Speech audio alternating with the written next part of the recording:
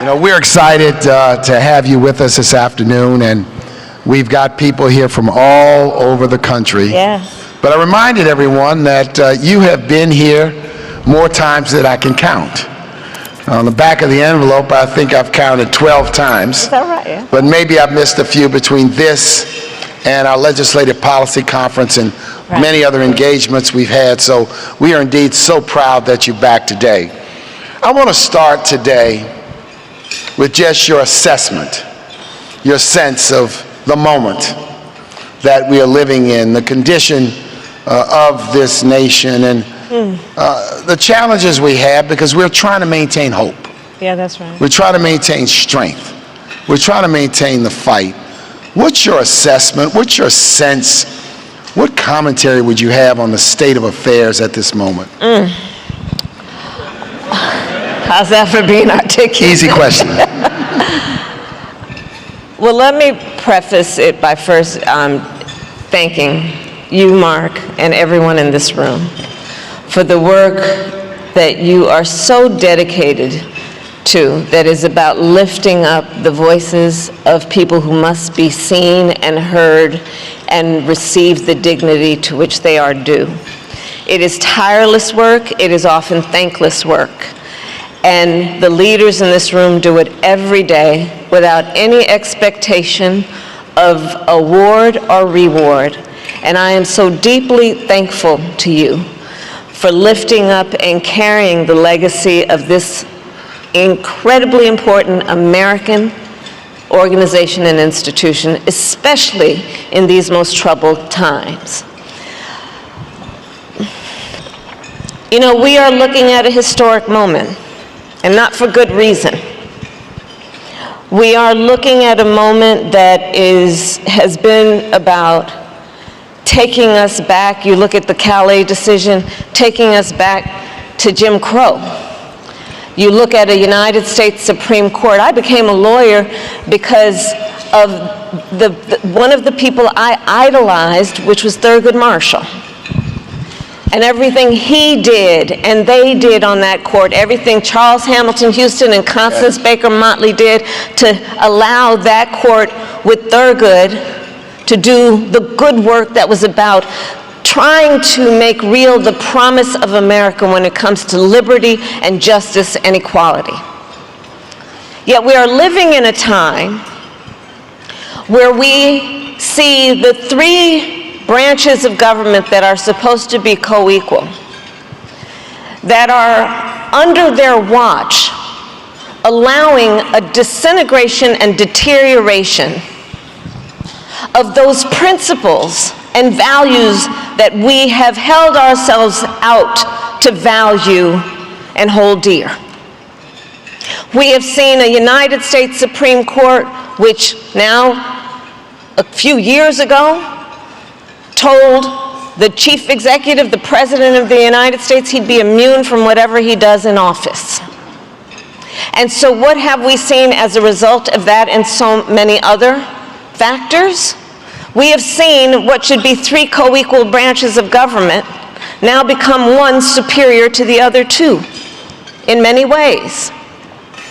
We see in a state like Tennessee, state governments who are overtly, without any apology, threatening the very thing that we say we stand for, which is a democracy and the right of its citizens to vote. I'm sure that, Mark, you guys have been talking about what's happening in Memphis. Oh, yes. A predominantly black city that has now been carved into 3 different districts, that is intended, that action, to basically wipe out the black vote in any meaningful way in this state. You see what happened with the Calais decision. And if you read that decision, the court justified it basically by saying, well, it's politics, so we're not going to interfere. You know what they did? They backdoored racism through politics in that decision. And so right now we are looking at a situation in the South in particular where we could lose a significant amount of representation. And yes, we should talk about it in terms of who will lose their office, but we also know that most importantly, it's going to be about the people that will lose their representation. These are troubled times. We have a president of the United States taking America into a war the people didn't ask for, spending billions of dollars without paying attention to the people right here in America who are losing their health coverage every single day because of policies that they're pushing to pay for a tax cut for the richest people in the country. Amen.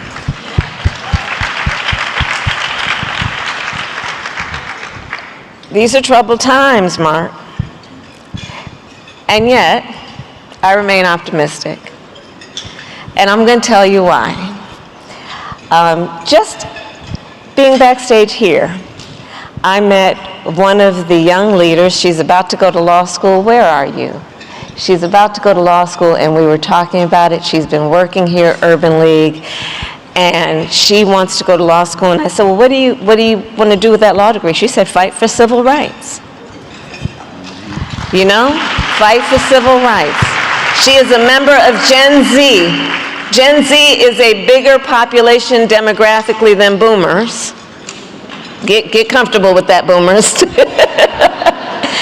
And when I meet young leaders like her, or the young leaders that I recently met at North Carolina A&T, because I heard about how they were organizing around voting rights, and I went to go meet with those students at North Carolina A&T, the largest HBCU in the country, who then told me about how they are in a fight because the elected officials in that state took the polling place from their campus.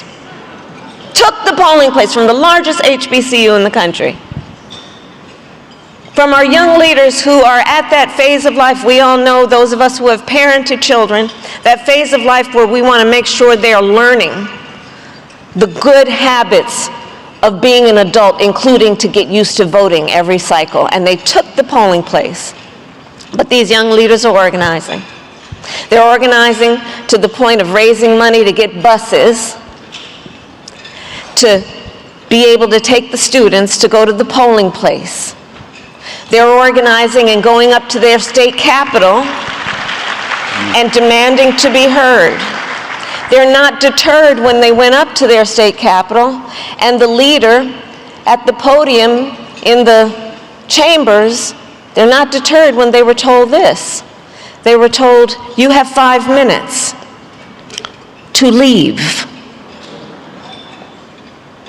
And those students are not deterred, and they are fighting. And they are fighting in the traditions of this organization and all the people in this room. So I remain optimistic, but we have a fight in front of us. As you think about this Calais decision and the effective gutting of the Voting Rights Act through Shelby and Calais, how do we best respond? You're a brilliant lawyer, been a legislator and an executive. How do we best respond to what is really a setback in terms of a tool that we've used to protect our voting rights? How do we best respond? Okay, real talk? Real talk, straight talk. I honestly don't believe that it will be any time soon that we are going to revive the Voting Rights Act. So I don't believe that it is going to be the best use of our energy right now to try to get that done, because I don't know that it's going to get done right now, the way this Congress is composed and the way they have been treating civil rights issues. I'm hopeful, but I don't know that it's going to happen anytime soon.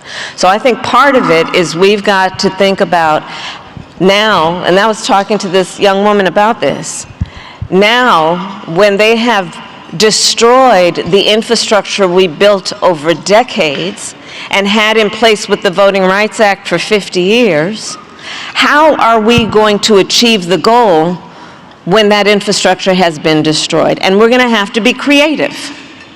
Part of it is these midterms are coming up, and it will make a decision about who at least rules the Senate, the House, if not the Senate. And so we have to do the work of telling people right now, check your voter registration status. Make sure you aren't one of those people whose names got purged inappropriately. Make sure you've checked on your polling place, because they've been playing games around moving the polling place where your grandparents always voted. And so on election day, when they go to that elementary school down the block, they might find that that polling place is closed. Registering folks to vote and having an agenda that is about turning out the vote in the greatest numbers we have ever seen, so that in light of and in this environment where they are cheating, we will be too big to rig. Too big to rig. It means being ruthless. They are ruthless. We need to be ruthless too. And by that, I do not mean cruel. That is not our nature. By that, I do not mean breaking the law. That is not what we do. But I do mean we must be uncompromising. And we must allow for a real conversation about revisiting certain things. For example, and I know this is going to be controversial coming from me in particular, we need to revisit the Electoral College. We need to revisit the point of expanding the court to 13 justices like we have 13 district courts. We need to revisit, if they so want, statehood for Puerto Rico and D.C. Yes. If we regain control of the Senate. I served on this committee, the Senate Judiciary Committee, when I was in the Senate. Only the second black woman elected to the United States Senate after Carol Moseley Braun. And the Senate Judiciary Committee has the power to create rules for its committee that don't have to go to the whole Senate for a vote and worry about filibuster and all of that. We should demand, if we win back the Senate, that the Senate Judiciary Committee have the strength to put in place rules that would include, if a nominee for a federal court or the Supreme Court comes before them and starts lying, that they hold them in contempt.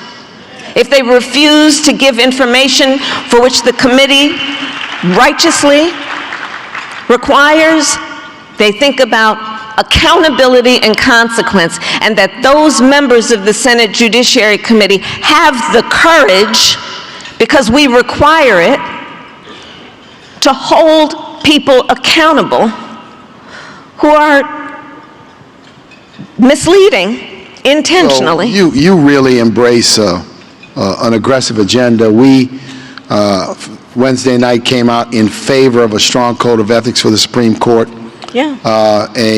term limits for the court, and I support an expansion of the court. And I think people should understand the Supreme Court has not always had 9 members. Right. There's nothing sacrosanct about 9 members, and we have to do what indeed we need to do. I want to switch gears to foreign affairs. And let's focus, I want to create this context. So it appears as though American foreign policy is hyper-focused on the Middle East. Not to suggest that the Middle East is not important, but that there is not significant focus on our relationship with Africa, our relationship with Latin America and the Caribbean, while China is on the move in Africa in a very significant way, has increased its investments there. What should American foreign policy, and how do you convince those, I'll call it beltway types, that American foreign policy should be much more expansive than a hyper-focus on the Middle East? How do you convince, and should it be that, or is the Middle East so pivotal to everything that that is where our focus needs to remain? So well, let me start with this. As Vice President of the United States, I met with over 150 world leaders, presidents, prime ministers, chancellors, and kings. many of them multiple times, and developed relationships with them.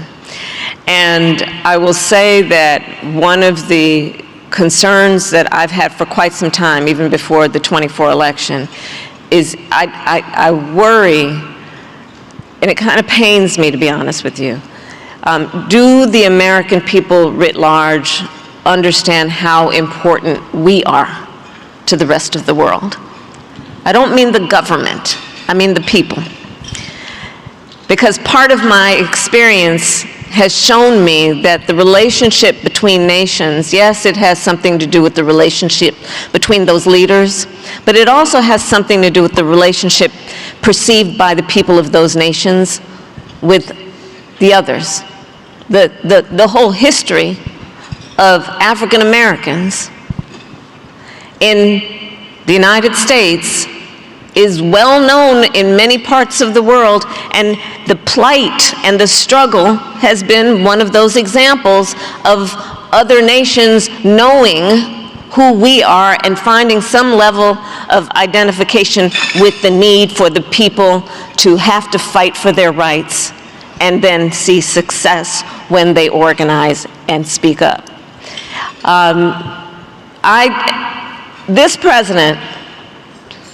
This person in the White House right now has, first of all, he is the first president of the United States, Democrat or Republican, who has openly thumbed his nose at the importance of alliances. Imperfect though many of them have been, but this one openly thumbs his nose at the importance of alliances. The other thing he openly does is thumb his nose at the notion that America should be a protector of international rules and norms. He is an isolationist with a supposed America First agenda, who, because of his failure to understand America's role, imperfect though we may be, has accomplished two things. He has accomplished making America seem less reliable as a partner, and he has accomplished that America now has less authority than it ever did to weigh in on global matters. You mentioned the continent of Africa, and I was so honored when you and Michelle came as part of the delegation that I took to the continent, and Ghana being the place where we were hosted with a state dinner. So as Vice President, one of the areas of focus for me in international policy was the continent of Africa, for a number of reasons, including the median age on the continent of Africa is 18. It is estimated by 2050, 1 in 4 people occupying space on Mother Earth will be on the continent of Africa. Yes. So my point as Vice President was trying to then change the narrative around our relationship with the continent in a way that, yes, we would preserve whatever we had historically done that was about support for natural disasters, for disease, AIDS, HIV/AIDS being another example, but also that we would shift to understanding the importance of partnerships with African nations. And we raised billions of dollars from American corporations to invest in those partnerships. Of course, what we have seen now, because it is a matter of perspective, we can, as we have learned with this administration, take nothing for granted in terms of how we have always played in the world. When they, it's so unbelievable that they got rid of USAID. And you saw the recent numbers. As many as, 600, 700,000 people have died because of withdrawing American aid for humanitarian purposes on that continent and around the world. And USAID funded the purchase of American agricultural products for countries all over the world. So when USAID shuts down, they hurt farmers, they're growers and producers, and it's so significant. How we now have a war in Iran that the United States Congress has not authorized. How do we prevent presidents from engaging in unauthorized wars in the future so that this experience does not become precedent-setting for future presidents? Let me be just clear, engage in foreign conflicts at whim and at will that the Congress is not authorized nor funded. How do you stop this? Well, let me just be on the record. I would have opposed it even if they had approved this war. And here's why. There has been no articulation of the end game. Right. There has been, you know, he's now talking about this deal. You know, the deal would basically be what Barack Obama got, that he pulled us out of. And, you know, I think that it is important to not be a conspiracist, but at the same time, you can listen to what people are saying and wonder, is it just a full-on distraction from the things he can't handle or has not handled? But this war is a war of choice that this president got into with Israel. Yes. With no clear national security issue for us. If you look at it in terms of what was happening with the nuclear program, and there are now courageous U.S. service members who have died. They're asking for hundreds of billions of dollars to pay for this war. Meanwhile, you have people in America who are losing their health care every day, Yes. cannot afford their housing, cannot afford health care, cannot afford child care. And so, yes, it is about congressional authorization, but it is also about how do you use the resources and power of the United States of America, our taxpayers and our government, in a way that best meets the needs of the people, yes, in terms of their security first and foremost always, but their well-being as a whole. This war is an example of action that is contrary to all of the above. Let me ask you another question in a little bit of different vein. In your view, rank the top 3 most effective presidents in American history. Oh, Mark, don't make me do that. Oh, you can turn the question around. It was actually interesting. I couldn't sleep last night, and I was watching NPR. It was doing did anybody watch a whole thing on FDR? Did you watch it? And it was, of course, his 3 terms in office, and it was interesting to, and of course the role of his wife, Eleanor Roosevelt, and he did some good things. Yeah. In fact, it was he who talked about the expansion of the Supreme Court, and then he got ferocious blowback for that. But he did good. It was Social Security. It was, when I think about what he did in terms of investing in the people during dire times and talking about the role and responsibility of government, that it should not just be about the benevolence of community organizations or just interpersonal relationships, that the government has a role. I think that he was a very important president. He appreciated that government has, in my mind, 3 essential functions, which is public health, public safety, and public education. I will credit, give me more time to really think about this. I credit, Kennedy, of course, in terms of what he laid the groundwork for, and then Johnson followed up on. Of course. Right? Around having the ability, but that was, again, an example of the inside-outside game. Because the reason that happened is because the pressure was on from the outside to appeal to the conscience of the people on the inside. Yes. And so I don't think that there's been any great president who has been without that kind of pressure as well. And then, of course, Barack Obama. Yeah, of course. Yes. Yeah. So, and what he did with the Affordable Care Act, among many things, but in particular, if we had one issue that has been ailing America for generations, which is a health care system that has failed anyone other than the rich, and addressing that the way that he did and took a lot of heat for it, I think he's one of the greatest presidents. well, you named three, and I agree with those three, right? Particularly 20th century. FDR, and you can never, ever compare what Kennedy and Johnson, the Kennedy-Johnson administration, was able to accomplish in so many ways. And, of course, Barack Obama, I think, not only his accomplishments, but the fact that he never embarrassed us.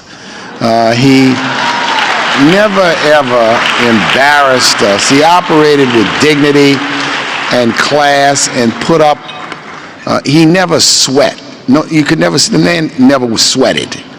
He never flinched when even the haters got loud and wrong with him. So I guess the next question related to that, because you've had a chance to serve in the White House, what's the profile of a great president? What are the characteristics that are really required to do the job and do it effectively? What really does it take? Because people may look at it from the outside. You have a chance to look at it both from the outside and the inside and serve on the inside. What are the characteristics? I think people are really thinking as they think ahead. You know, what is the profile? What are the characteristics? Sometimes what we see is not what we see. Yeah. What do you think? One of the, I think, most important qualities of a leader who can make decisions that impact other people is the kind of leader who is more concerned with looking at and to the people than looking in the mirror. Which is about understanding it is not about you. It is about service. And are you listening to the people to hear them as opposed to tell them what they need? I think that's critically important. And, you know, there are plenty of elected leaders who will talk about going on a listening tour. And what they really mean is listen to me. So it's about listening to the people, which is an extension also of a very important character trait that any president should have and any leader should have, which is empathy, which is the ability to have at least some level of curiosity, if not concern, about the well-being of other people, and then take it upon oneself to do something about it. There is the quality that is everything that flows from the concept of integrity, which includes speaking the truth and being honest with the people. And, you know, and sometimes that will result in being unpopular, but in my experience in elected office, it is better to weather those moments when you are unpopular than it is to lose the respect and trust of the people. Thank you. I'm not asking you to make any news here. That was so clearly like a lead up to something. Come on, Michelle. But you have many friends and supporters in this room, you know, and in the Urban League movement. So I'll probably just ask this. You know, we're all clock watching, date watching, time watching. When do you want to come back and talk to us? Anytime, you know, this is home to me. But I just do want to stress, 28 will not matter if we don't win 26. And, you know, I was sharing with some of the friends here, you know, I've been traveling the country again, since I've been, I guess one might think of me as being currently unemployed. So I've had a little time. And I've been spending a lot of time in the South in particular, and especially now with this Calais decision, you know, just to revisit that point. what they are doing to cheat. You know, some 19 states have done redistricting. And there are many more who didn't have to do redistricting because they already had cut the lines in a way that excluded blocks of voters. And this administration and the people who are leading in a lot of these places, they know that the people are not stupid.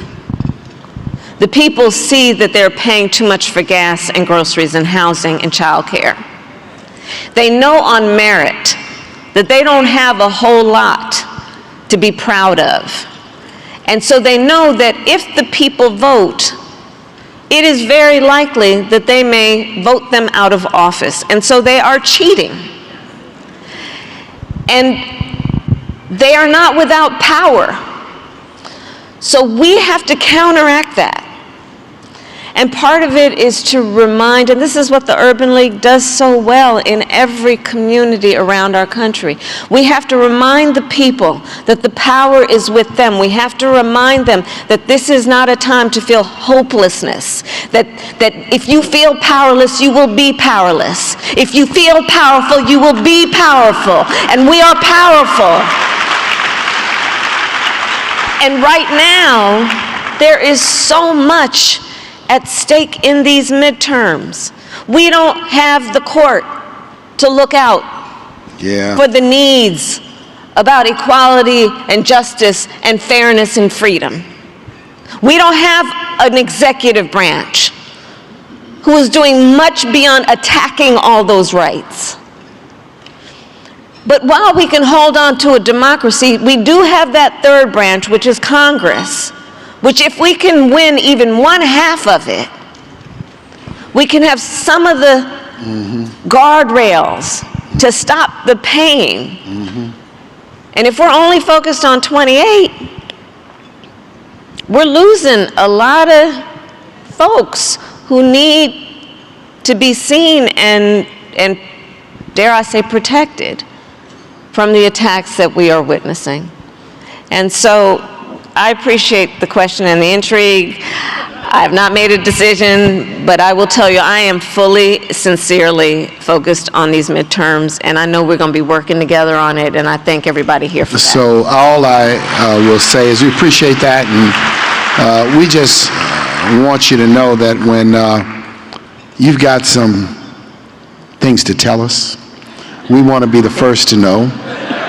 And we want to convene a special meeting, the Urban League movement, so you can let us know what your thinking is. We really appreciate your presence here today, your hard work. We are focused on the midterms. We are encouraging our people to vote with vengeance, with passion, with conviction, to send a very, very strong message. We have work to do. There has to be the investment in the ground game necessary to get out the vote, and we are encouraging that. But we appreciate your voice, and you're welcome into any of our Urban League communities, any of our Urban League affiliates at any time you want and you wish. So when you travel, our doors are open. Our folks want to hear because you're one of us. I appreciate it. And we thank you so very much. Ladies and gentlemen, Urban Leaguers, brothers and sisters, give the Vice President a big round of show some love, show it loud, show it proud. I hope you enjoyed this video and you had everything in this video. Please, for more news, update like this, follow me on this channel by subscribing. Turn on the bell so that anytime I publish the next video, YouTube will publish my video to you. See you in the next one, and bye.